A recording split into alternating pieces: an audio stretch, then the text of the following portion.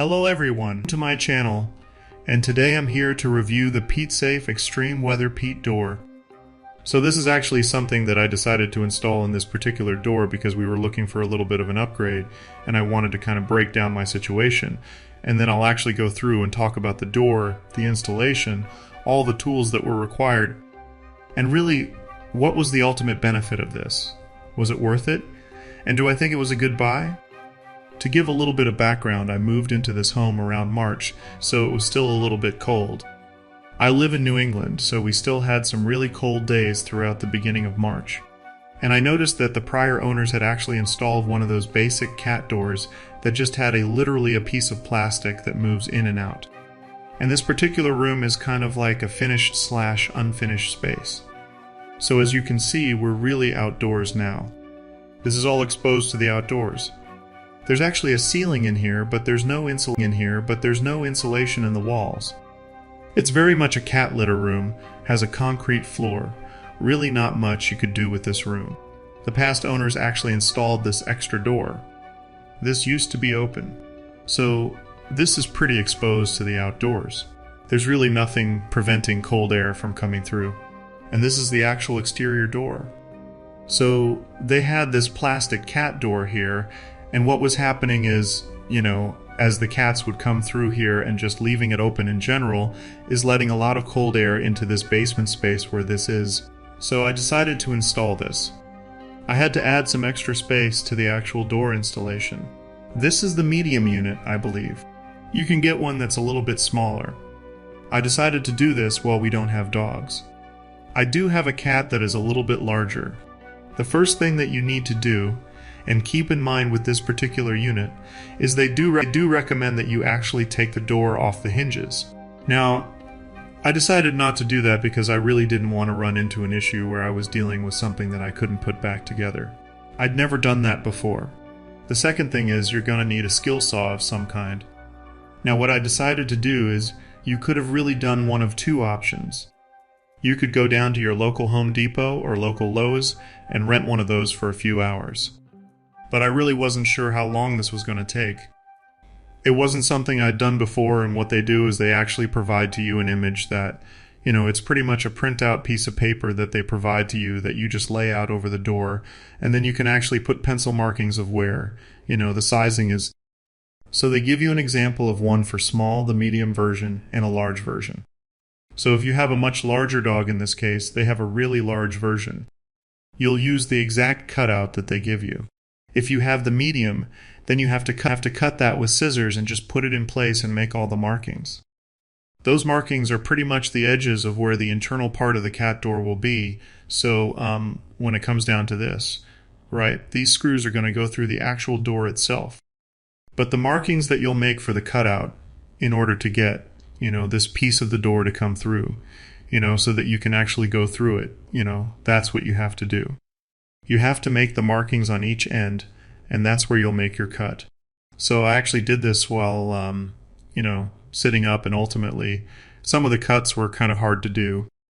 I tried to do it and then just kind of go in a circular motion, believe it or not, actually broke some of the blades.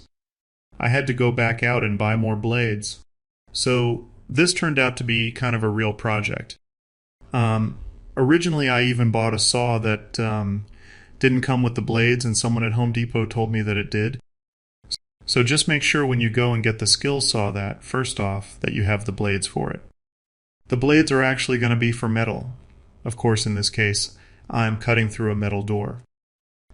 It's not like the generic blade that comes with it that's only going to work on wood. And in that way, maybe you have some extra blades in case you, accidentally break one. Which in this case, I had that happen, actually twice.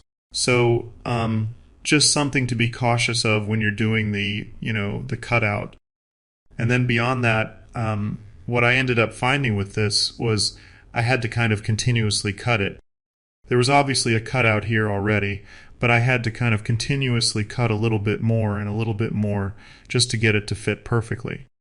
Now, once you do that, one of the only annoying things with this is that it's got this plastic piece that goes all the way around, and they actually recommend that you tape this.